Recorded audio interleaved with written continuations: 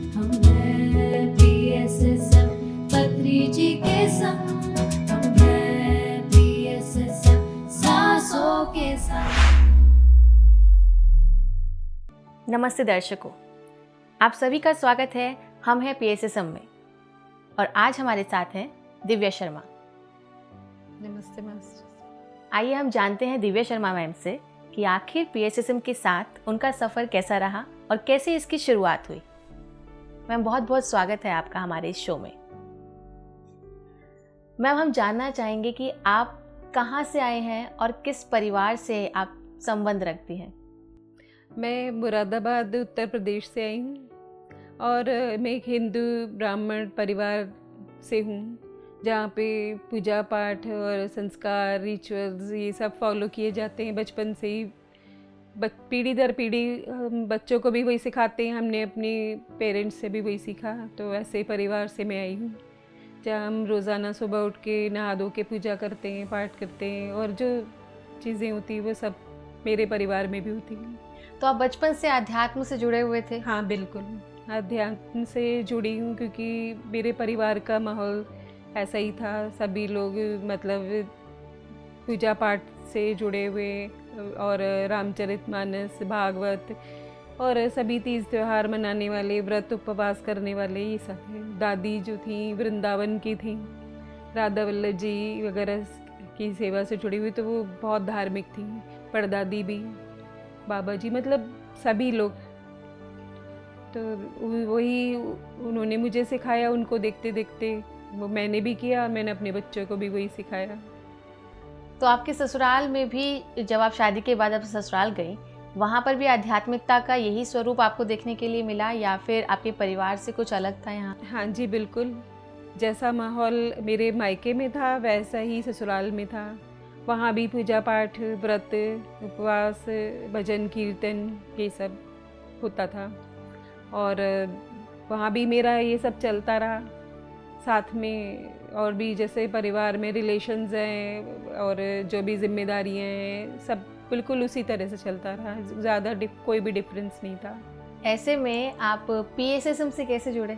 PSSM से जुड़ना ऐसा हुआ कि इससे पहले मतलब जैसे मायके के बाद ससुराल में आते हैं तो जैसे नेचुरली थोड़े से डिफरेंसेस ये होते हैं, विचार नहीं मिलते हैं या नया माहौल है तो कुछ एक्सपेक्टेशंस होती हैं इन लॉज को अपनी बहू से। तो वो वही सब यहाँ भी था। तो उन सब से ओवरकम करते करते और ज़िम्मेदारियाँ निभाते हुए, काफ़ी कुछ बर्दाश्त करते हुए, जो इन धीरे धीरे मतलब बीमारियाँ भी आ गई, डिप्रेशन भी आ गया क्योंकि कुछ खुल के कुछ बोलना नहीं है। और जब बच्चे भी हो गए थे तब तीनों, मेरे 2 बेटियां हैं, 1 बेटा है, तो बच्चों की जिम्मेदारियां, तो ये सब करते करते समय बीतता रहा और बीमारियां भी आ गई, माइग्रेन की प्रॉब्लम और एंजाइना। मेरा 2012 में इको भी हुआ था और न्यूरो प्रॉब्लम थी, चाहे जब चक्कर आ जाता था बेहोश होकर गिर जाती थी। तो वो ज़्यादातर ऐसा होता था कि रात में होता था, तो बच्चों को किसी को भी बताती नहीं थी। दिन में 1-2 बार हुआ तो बच्चों को पता चला, हस्बैंड को पता चला, तो डॉक्टर के पास नहीं जाना चाहती थी मैं। तो ये सब होते होते 2016 आ गया और एक दिन फरवरी का मंथ था तो मुझे रात में बहुत बेचैनी हुई और तो जैसे उठ के पानी पीने के लिए गई मैं तो मुझे चक्कर आ गया और मैं गिर गई। तो मुझे BP शूट किया था और नाक से कान से ब्लड आ गया, चोट वगैरह लगी, तो वो बहुत सीवियर। उसमें मैं 3 घंटे तक कोमा में रही, आंखें खुली थी और मतलब होश नहीं था। तो उसमें बच्चे बहुत घबरा गए और रोने भी लगे कि पता नहीं शायद मम्मी बचेंगी नहीं है। तो मैंने बच्चों को जब परेशान देखा तो मुझे लगा कि ऐसे नहीं चलेगा, तो मुझे कुछ ना कुछ करना चाहिए ठीक होने के लिए। मुझे बच्चों को, अपने हस्बैंड को परेशान नहीं करना है। तो उस वक्त मैं फरीदाबाद में बच्चों के पास थी, बच्चे जॉब कर रहे थे, पढ़ रहे थे। तो फिर मैं अपने 2 दिन बाद अपने हस्बैंड के पास में चली गई, थोड़ा सा एनर्जी आई तब ठीक हुई तो मैं वहाँ चली गई कि मैं डॉक्टर को दिखा लूँगी। कि बस ये था कि मुझे वहाँ से हटना था, बच्चे परेशान ना हों, तो मैं हस्बैंड के पास चली जाती हूँ। वहाँ मैं डॉक्टर को मैं दिखा लूँगी, वहाँ जान पहचान के डॉक्टर हैं। लेकिन दिखाया मैंने तब भी नहीं। मैं मन में ये चल रहा था कि मुझे मतलब ठीक भी होना है, कोई रास्ता मिल जाए ऐसा जो मैं ठीक हो जाऊँ और मुझे डॉक्टर के पास भी ना जाना पड़े।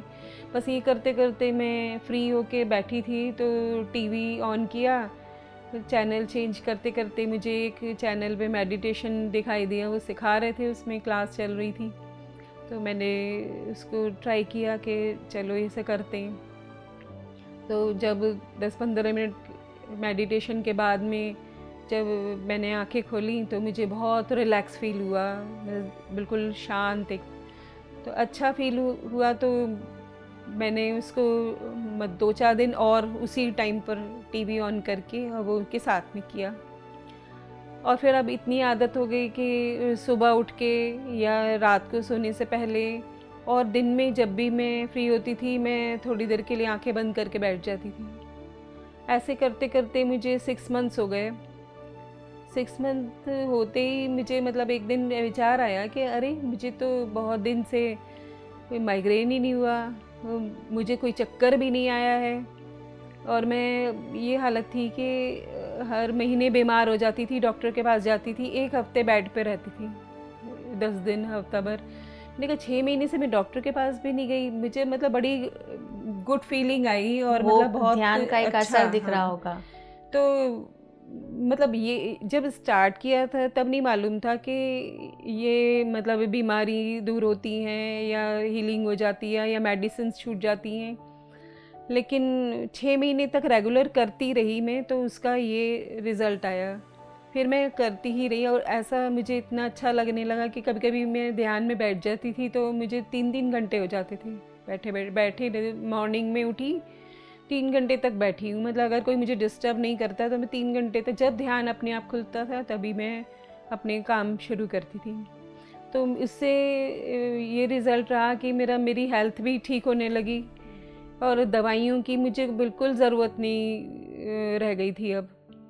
और मतलब अंदर से जब मैं ध्यान करती थी तो मेरे विचार आने बंद हो गए थे बिल्कुल, मतलब ना फ्यूचर ना पास्ट, कुछ नहीं, प्रेजेंट में ही रहने लगी। और मतलब इस पे मुझे ये तब क्लैरिटी नहीं थी, ये क्लैरिटी मुझे आई कि ध्यान से बीमारियां ख़त्म होती हैं, ध्यान से विचार बंद हो जाते हैं। ये सब मुझे PSSM से जुड़ने के बाद पता चला। PSSM से मैं 2020 में लॉकडाउन के दौरान जूम सेशंस में जुड़ी। तो वहाँ मुझे कहीं से एक फ्लायर मिला। एक्चुअली मेरी जो सबसे छोटी सिस्टर है उसकी बड़ी ननंद है संतोषी पांड्या मैम, नागपुर की मास्टर हैं। वो 2012 से मेडिटेशन ध्यान कर रही हैं, PSSM से जुड़ी हुई हैं। तो उनको जब पता चला कि मैं मेडिटेशन करती हूँ तो उन्होंने कहा कि दिव्या जी आप PSSM से जुड़िए और ये सेशंस अटेंड करिए, आपको बहुत क्लैरिटी आएगी। और तभी मुझे उन्हीं से पत्री सर के बारे में पता चला, उन्होंने फ़ोटो भेजा। और इस तरीके से करते करते तब उनके मिड सेशंस होते थे, दोपहर में मास्टर्स अपने एक्सपीरियंस शेयर करते थे, मेडिटेशन कराते थे, तो मैं वो अटेंड करने लगी। उसके बाद में फिर एक बड़ा चेंज आया जब ध्यान MP का जो रात 40 दिन का ध्यान सत्र शुरू हुआ। वो रात को 12 बजे से सुबह 4 बजे तक का होता था, 4 घंटे का। तो उसमें 11 बजे से ही मास्टर्स जुड़ जाते थे और 1 घंटे मेडिटेशन करते थे, 1 घंटा 1.5 घंटा, जब तक कोई सीनियर मास्टर नहीं आते थे। तो उसमें बड़े बड़े मास्टर्स से मिलना सुनना हुआ। प्रेमनाथ सर थे और Venkatesh sir, Ragini Selvaraj ma'am Shampa Mukherjee ma'am, ऐसे बड़े बड़े मास्टर्स थे, रामराजू सर, और बहुत लंबी लिस्ट है। सभी सीनियर मास्टर्स को सुनने का मौका मिला, मेडिटेशन करने का मौका मिला, और वो 40 दिन पूरे किए तो बहुत बदलाव आया। और जो PSSM का, पत्री सर का जो 18 सूत्र हैं ध्यान के, तो उनका बहुत मतलब हमारे को हेल्प मिली उनसे। इसमें ध्यान के साथ साथ सज्जन सांगत्य, स्वाध्याय और ध्यान प्रचार, ये 4 चीज़ें मेन हैं। 18 सूत्र वैसे तो सारे इम्पॉर्टेंट हैं, लेकिन उसमें 4 सबसे पहले, ये सबसे ज़्यादा ज़रूरी हैं। तो ये करते करते मतलब मैंने अपने जीवन में इन चारों को ही मतलब अपना लिया। मेडिटेशन, स्वाध्याय, मैंने बुक्स ली और पढ़नी शुरू कर दी, ऑटोबायोग्राफी ऑफ योगी, और भी 1-2 बुक्स और भी हैं, न्यू एनर्जी और ब्रिंगर्स ऑफ द डॉन। और ज़ूम के अलावा यूट्यूब पर जो सीनियर मास्टर्स हैं उनके सेशन मतलब मैं सुनती रहती थी। मतलब मैं कुछ भी काम कर रही, मेरे कान में हेडफोन्स लगे रहते थे। तो ये करते करते मुझे मतलब क्लैरिटी आई, बिल्कुल ऐसे जैसे बंद पड़े मकान में जाले लग जाते हैं, तो वो बिल्कुल धूल साफ़ हो गई, जाले साफ़ हो गए। बिल्कुल जज करना, पहले मैं जैसे सब करते ही हैं, मैं भी जज करती थी, उसने ऐसे किया, उसने ऐसे नहीं किया, हम अच्छा कर रहे हैं तो वो हमारे साथ वैसा क्यों नहीं कर रहे हैं। और गुस्सा बहुत जल्दी आ जाता था, या बच्चों को भी मैं सोचती थी कि जो मैं कहती हूँ वो सही है, बच्चों को वही करना चाहिए। और मतलब ये सारी चीज़ें थी अंदर, उसकी वजह से मतलब ठीक होते हुए भी, अच्छा होते हुए भी ये चीज़ें गलत हैं, ये पहले नहीं पता थी। लेकिन ये PSSM से जुड़ने के बाद ही पता चले कि मतलब हर सोल का एक मतलब इंडिविजुअल सोल है और उसका अपना लाइफ प्लान है। तो बच्चे हैं, वो पेरेंट्स के थ्रू दुनिया में आते हैं, लेकिन उनका अपना सोल प्लान है। तो वो हम मतलब उनका अब जो उन्हें करना है वो मतलब पहले से ही तय है, या उनको करने देना है। हमारा काम है उनको बड़ा करना, पाल कर और एजुकेशन देना, उनको सिखाना, समझाना, लेकिन फोर्स नहीं करना है कहीं भी। उनको इतनी फ्रीडम होनी चाहिए कि वो अपने लाइफ के लिए मतलब उसको एक्सपीरियंस करें।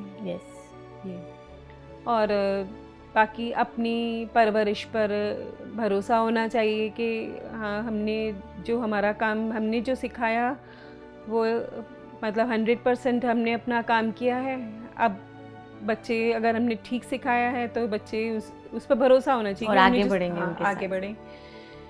तो बस जो क्लैरिटी आई ना, वो इसी से आई। और यही जब मैंने अपने अंदर बदलाव देखा, अब खुद देखा और मेरे फैमिली ने भी देखा, मेरे बच्चों ने भी देखा।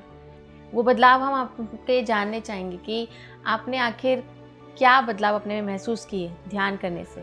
बदलाव ये महसूस किया, सबसे ज़्यादा चेंज तो मेरा हेल्थ में आया। अच्छा। कि मैं मतलब खाना खाने के बाद में प्लेट रखने किचन में नहीं जा पाती थी।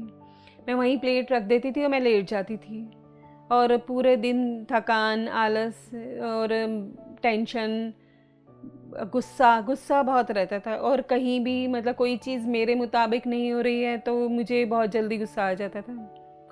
तो गुस्से में आप क्या करते थे? गुस्से में मतलब या तो फिर फैमिली पे निकलता है, बच्चों पे निकलता है। सबसे सॉफ्ट टारगेट बच्चे होते हैं, तो बच्चों पे निकलता है कि वो हम डायरेक्टली वो जिस बात पे गुस्सा है हम वो ना कह सकें, लेकिन और दूसरे बहाने हो जाते हैं कि तुमने पढ़ाई नहीं कर रहे हो ठीक से, या तुमने सामान जगह पे नहीं रखा, या और ऐसी तरह की चीज़, खाना नहीं खा रहे हो जो बनाया है। तो इस तरह की चीज़ें होती थी। या फिर हस्बैंड हैं या फिर अपने ऊपर ही है कि भाई ज़्यादा सोच रहे हैं, फिर टेंशन हो गई, नेगेटिव भी सोचते थे कभी-कभी आप? नेगेटिव सोचना।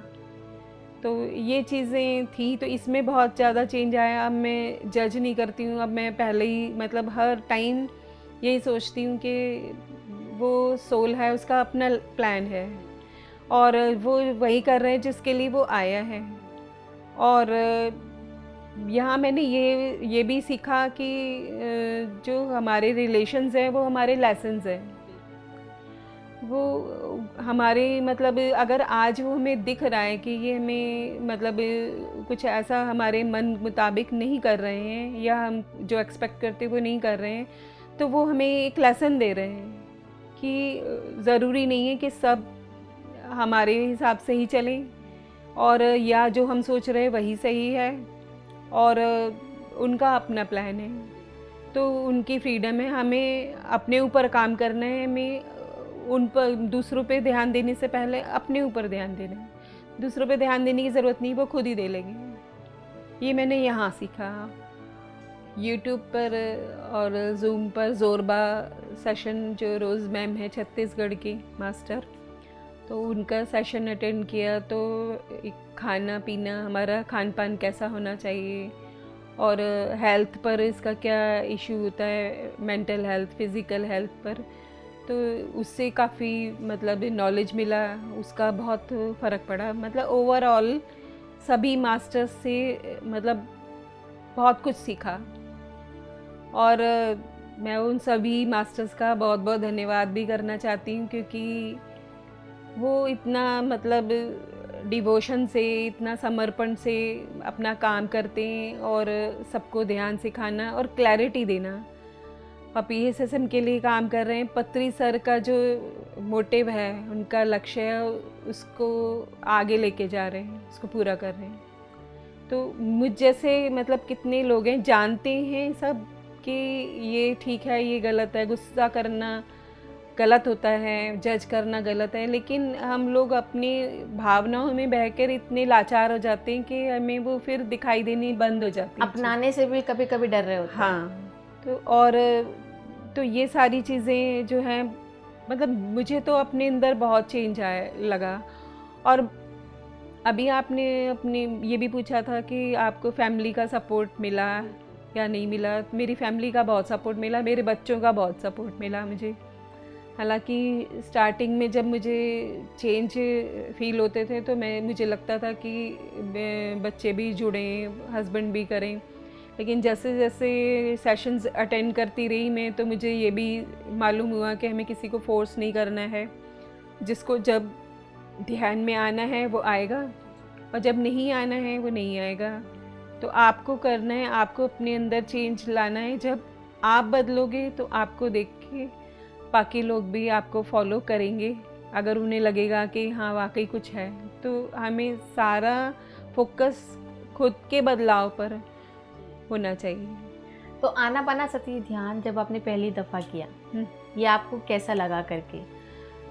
आनापानासती ध्यान बहुत ही सीधा सरल ध्यान है।